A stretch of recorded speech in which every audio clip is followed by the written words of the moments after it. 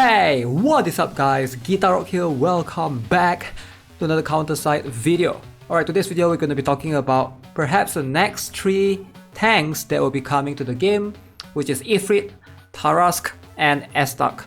So I think it would be super beneficial to cover these 3 units in general because Ifrit is known as one of the strongest striker in the game. Like I know a lot of you might be thinking that, oh, what about Alex, right? What about Nael? What about Yensing? No. Those 3 strikers, I know they are waifus and all, but Ifrit, is really a bummer. Too bad Ifrit is not a waifu. Ifrit is but a mere bloody tank, and I know that's going to put a lot of players off. And you play this game for waifu, you don't really play it for meta, and it's going to be a big problem for those particular players, right? Because in this case, the waifu is not the meta. And I can see, some players being upset by this, but trust me when I say this, Ifrit is by far one of the strongest strikers, and if there's any must-have strikers in the game, Ifrit is going to be the number 1. Like literally.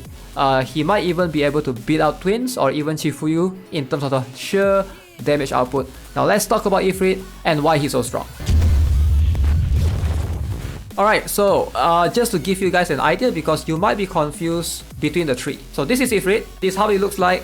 Try and pay attention to this small portrait on the left. Alright, he has 4 turrets on top of his head, so that is Ifrit. So if you look at the other tank, which is this particular one, the one with the 2 turret, this is what we currently have. Right, if you guys are not familiar, Coffin 6 are able to summon this particular ship, or this particular tank rather, whenever opponents gets close to the ship, right? So yeah, this is harass, and last but not least, we have one more tank that's yet to be introduced into the game. This one only have one particular turret, as you can see right now. This is Estak. Now, I know it's very confusing. 3 tanks, they look really similar from the far. You might not be able to tell how they look like, but hopefully you guys can distinguish Ifrit. I have a feeling Ifrit will have his own dedicated banner. Since this video is all about Ifrit, let's cover him first. Why is Ifrit so strong? Okay, if you look at the stats, he's nothing impressive. 28,000 HP, 4.8k attack, alright, that's pretty high. 1.2k defense, that is also pretty high. Alright, HP though, it's really bad, right? If you compare Alex right here, 48,000 HP. Alex has 3.9k, Ifrit has 4.8k in terms of attack. In terms of defense, obviously Ifrit has way more. And if you look at crit, hit, Ifrit has pretty decent hit, 732. This is like a pretty good amount. It doesn't have to be above 1k to be able to hit those evasive units, but 700 is a good middle spot in my opinion, and very low evasion. But when you jump into the skills, this is where it gets really interesting. So let's bring him into the battle. Okay, so first things first, this guy is a 3-cost striker that is able to hit the air. Number 1, he has range, you can see. Most strikers, look at that man. Are you guys seeing this particular... This is with no gears by the way. This is with no gears. Okay, so the amount of hits he's able to produce is just insane. The attack speed is crazy. Striker that's able to hit the air, alright? Not many strikers can hit the air. As far as I know, in our current roster, the only striker that can hit air is Awaken Yuna, right? Chifuyu can't really hit air, like not naturally. She can hit air with her Awaken, ultimate skill. And then Twins can't really hit air. We have Yensing. Yensing can hit air with a special and ultimate, but again, not naturally.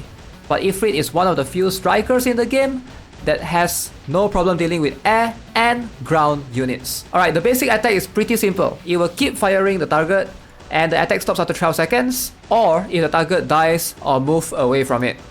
But what makes him really interesting is the passive skill. Now Ifrit has this passive skill where he will create a barrier, what you see right now, this barrier right here, right? 70% of his max HP. So therefore he can be used to tank a little bit, and he will be immune to hit stun. So that is something that's very cool. But I know some of you players out there already have a concern. Oh, what about Awaken Nayubin? 70% max HP is a big issue. Nayubin is going to counter this unit. And that is true, but there's a strat in the KR server, as far as I know, you don't upgrade this particular skill to level 5. Because when you upgrade this skill to level 5, the barrier will give you 100% of maximum health. Alright, similar to Jaina's max skill. So if you do that, your Ifrit will die instantly whenever he encounters Nayubin. But if you don't upgrade it to level 5, 70%, your Ifrit will still live with 30% HP so-called, and he will still be able to survive the battle if there's a tank in front of him. That's something that you want to keep in mind. If you're planning to use Ifrit in PvP, which he's really strong, definitely consider not scaling up the passive to the maximum of level 5. Maybe stop at level 4. Let's talk about the passive skill. He has 2 passive skills. This is the second passive skill. The closer he is to the target, the more damage he can deal. And he does so much to defender units. He's going to melt tanks like crazy. He's going to be one of the first striker. Like, I know a lot of you guys might be, okay, Chifuyu can melt tanks pretty good, right? Think of this guy as a Chifuyu on steroids. Because look at this attack speed. Look at this. Alright? Chifuyu cannot hit this fast because this guy has 4 barrels just shooting straight away. So the damage he deals to defender units is pretty insane. And if it goes all the way to level 5, he will even deal 20% more damage to striker units as well. So he will melt the front lines like crazy. All the defenders, Awaken Hilde, Awaken, whatever. All the tanks, defenders, strikers, this guy can deal with them. No problem whatsoever. And let's talk about the last skill, which is a special skill. This guy doesn't have an ultimate skill, but he has a special skill on his last skill.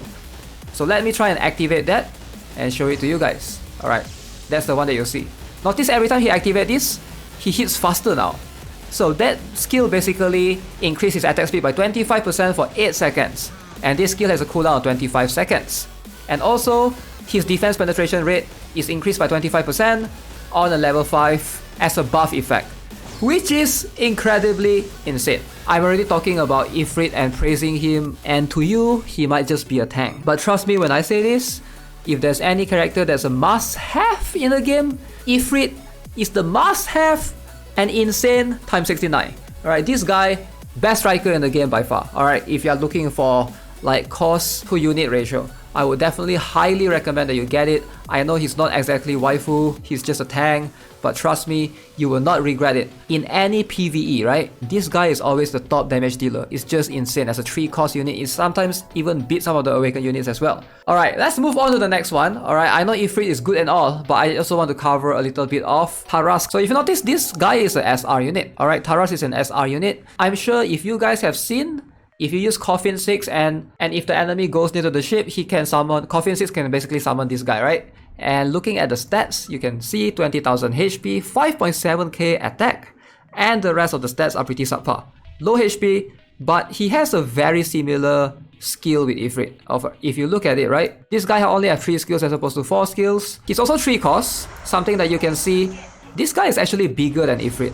Alright, he fires the cannon this way, and then he has one passive that creates a barrier of 70% max HP when deployed. That's the passive skill. And if you upgrade this to level 5, similar to Ifrit, it will instead become 100% of max HP. So again, if you intend to use this guy a lot in PvP, Awaken Nayubin is going to be like counter a lot of these mech units, right? So maybe you want to consider, as a mech user, you want to consider not upping any of these skills to level 5. And the last skill, which is also a passive skill, increase attack by 3%. Skill level 5, he can basically debuff enemies' defense by 20% for 4 seconds. So he's very good in PvE. A lot of PvE, you want to reduce the boss's defense in that way that you can deal more damage to them. So this guy, being an SR, I would say try to get him. He's an SR 3 cost. If he's pullable in the Ifrit banner, go for both of them. He's going to be so beneficial in a lot of PvE contents for sure. Now, Astak is actually a 4 cost tank, and this guy is a sniper, believe it or not.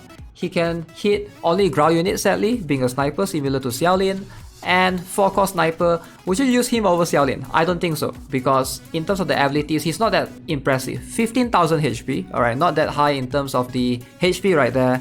And of course, the rest of the stats, evasion is 0, but the rest of the stats, 5.5k attack, and the rest are, I would say, pretty decent for a sniper. I wouldn't say it's like extremely good. But let's talk about the skills. Alright, so the basic hits are able to basically have valid hits of 2, and the range is pretty good, so it shoots like that. Alright, so as you can see, pretty cool tank. I like it. Alright, so the passive skill is going to be pretty similar. Alright, 70% barrier when you deploy. As you can see, he has this barrier, and when you upgrade this to level 5, boom, 100% barrier. Again, similar with all these tanks, they have the same passive skill. But this guy has 2 more passive. He has 3 passive total. Alright, 2 more passive. Okay, 1 passive. Basically, the output of the... every time he does basic attack, it will increase the attack by 2% up to 10%. As you can see right now, max out 10% attack. Alright, and attack speed plus 15% when you upgrade the skill to level 5. But what I like about this tank, alright, compared to a lot of other snipers, is he has a debuff on the last passive skill. The last passive skill is able to debuff opponent's attack speed by 15% for 3 seconds. I'm not sure how useful this is in PvE, because you ideally want to reduce opponent's defense, boss's defense, to basically get more score in either danger close or consortium boss, those things, right? But in this particular case, he's able to decrease attack speed, which is a bit weird, and going up to skill level 5, the attack speed reduction will be changed to 25%. So overall, I think S-Tuck right here is by far the most underwhelming compared to the other two, right? I know the 3 tanks can be really confusing, because if you don't know how they look like, it can be really tricky to try to recognize them. But look out for Ifrit, alright? The one with the 4 barrels in front. This guy is a must-have striker, so I hope that if you are free to play, you will try to save up for Ifrit. I have a feeling their banner will be coming really soon. That's gonna be it for today's video. Hope you enjoyed it. Let me know what you guys think of Ifrit, Tarask, S-Tuck. Who do you guys think is the coolest looking tank? As always, if you haven't already subscribed, give this video a like, and I'll see you guys in the next one. Have a nice day. Goodbye.